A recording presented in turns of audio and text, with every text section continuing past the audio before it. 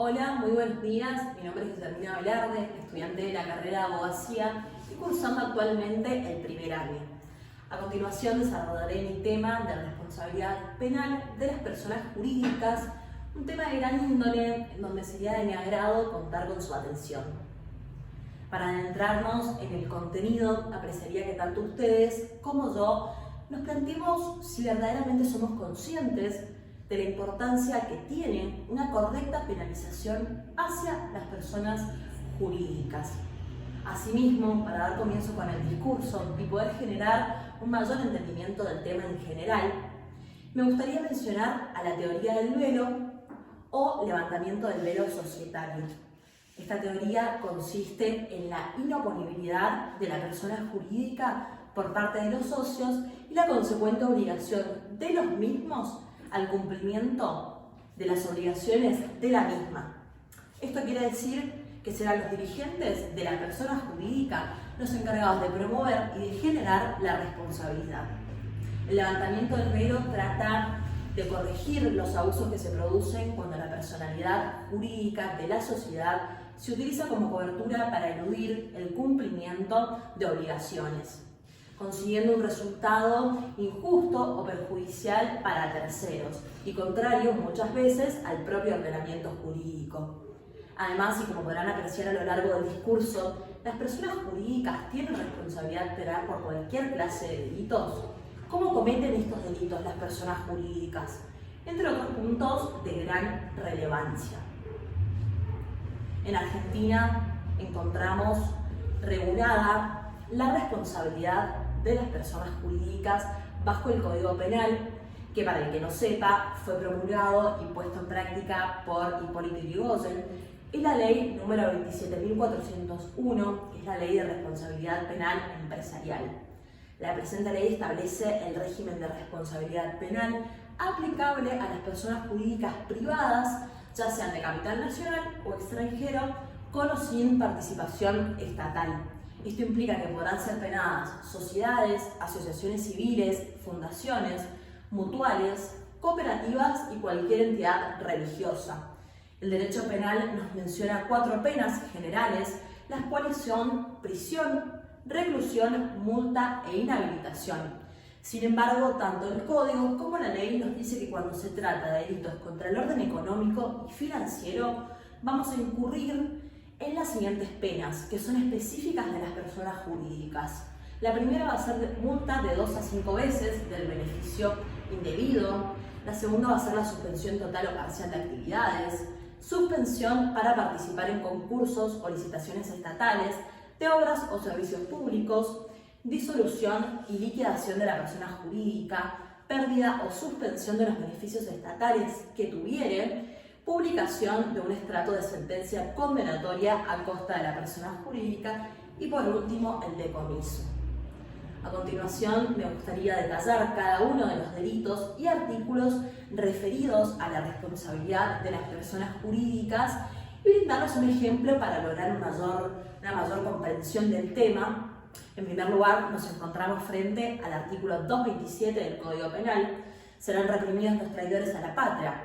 ¿Qué podemos entender por traición a la patria? Podemos entender como atentar contra la independencia de nuestro país o inducir a una potencia extranjera a que nos declare la guerra, como por ejemplo el hecho de que una sociedad nacional promueva la guerra en nuestro país. El artículo 258 y 258 bis del Código Penal nos habla acerca del cohecho y tráfico de influencias nacional y transnacional. Es una práctica ilegal, es un delito contra la administración pública que se concreta cuando una persona jurídica solicita o recibe dinero para hacer valer indebidamente su influencia ante un funcionario público, con el fin de obtener un beneficio propio económico. La pena ante este hecho va a ser la prisión o reclusión de 1 a 6 años y la inhabilitación especial perpetua. Por ejemplo, es el típico ejemplo de coimas. Esto se da cuando un gerente o un director busca coimear a un funcionario público para hacer tráfico de drogas o cualquier otro tipo de sustancias o influencias. El siguiente artículo a mencionar nos habla acerca del 300 del Código Penal, balanzas e informes falsos agravados. Se trata de aquel balance en el que los sujetos, ya sean fundadores, directores, administradores, síndicos o liquidadores de sociedades anónimas, omiten constancias que deben incluir, figurar o asentar por otras que no coinciden con la realidad. La pena va a ser una prisión de 6 meses a 2 años a quienes en su ejercicio publicaran o autorizaran un inventario o un balance, una cuenta de ganancias y pérdidas o informes falsos. Por ejemplo, para que tengan una idea, el balance es el cierre que realiza una persona jurídica para saber cómo le fue a nivel contable. Es un determinado periodo, es decir, cuánto ingreso, cuáles son los gastos, entre otros puntos. Es por eso que se va a tipificar en un delito cuando se falsifican estos balances, cuando se miente respecto a los ingresos y egresos, entre otros puntos. El artículo 307 y 308 del Código Penal nos dice que va a incurrir en un delito los miembros de una persona jurídica que cuenten con información privilegiada, la que fuera obtenida con acceso en ocasión a su actividad por la negociación, cotización, compra-venta o liquidación de valores negociables. Como mencioné anteriormente, para comprender la importancia que tiene una correcta penalización de las personas jurídicas, primero debemos comprender cuál es la importancia de ellas en nuestra vida diaria, cómo afectan o cómo influyen en el desarrollo de la propia sociedad. Para ejemplificar, algunas de las personas jurídicas que intervienen en todo momento con las personas físicas podrían ser como por ejemplo los supermercados, las empresas de transporte, los clubes de deporte, las iglesias, entre otras entidades o personas jurídicas. Es por eso que es fundamental la correcta regulación y aplicación respecto a las penas, ya que de no ser así se vería totalmente perjudicada la misma sociedad. Y recordemos, como dijo Herbert Spencer, escritor británico, si es un deber respetar los derechos de los demás, es también un deber mantener los propios. La necesidad de castigo o la persona jurídica se sustenta en una triple motivación, en donde en primer lugar nos encontramos con la concepción de la empresa como un foco de delincuencia, partiendo de que la propia existencia de cualquier tipo de organización genera posibilidades de un comportamiento individual desviado.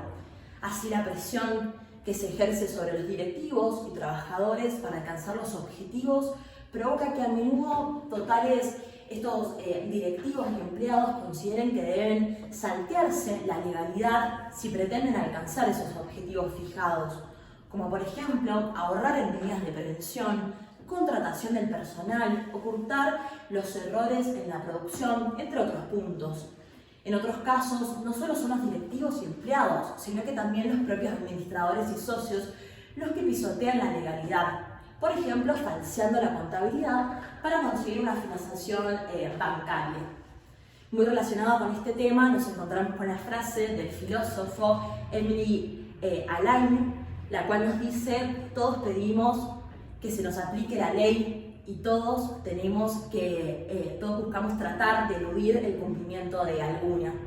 La necesidad de involucrar a los socios y altos directivos en la prevención de los comportamientos delictivos en el seno de la empresa es el segundo punto, que se trata de modificar o motivar a la empresa para que se autorregule y que no se dejen de lado los códigos de conducta, los programas éticos y se conviertan en verdaderos instrumentos para la prevención de delitos. El tercer punto nos habla acerca de la necesidad de incrementar la eficacia del proceso penal. A menudo nos encontramos con procesos penales en los que, al investigar un delito cometido en el seno de la empresa, tras largos y costosos años de procedimiento, no es posible llegar a atribuir la responsabilidad penal a ninguna persona física, o la persona contra la que se ha dirigido la acción penal no acaba siendo condenada, pues la misma no concurren todos los elementos del tipo penal que se pretenden aplicar. A modo de conclusión, o para concluir finalmente en el discurso, podemos decir, o se debe decirse, que la atribución de la responsabilidad penal a las personas jurídicas es un tema complejo que ha puesto en juego al derecho penal clásico, más allá de los aciertos o desaciertos de sus argumentos. La transformación radical del mundo en las últimas décadas nos ubica frente a nuevos fenómenos en materia criminal, delitos complejos, de gran incidencia social y económica. desencadenando muchos de ellos en el seno de las empresas, incluidas las transnacionales. Es un hecho comprobado que los delitos efectuados a través de una estructura societaria confieren a los verdaderos autores mayores posibilidades de desvincularse del hecho y de obstaculizar la investigación que se está buscando llevar a cabo. Por ello que se motiva a que la dogmática penal clásica sea modificada. Muchas gracias.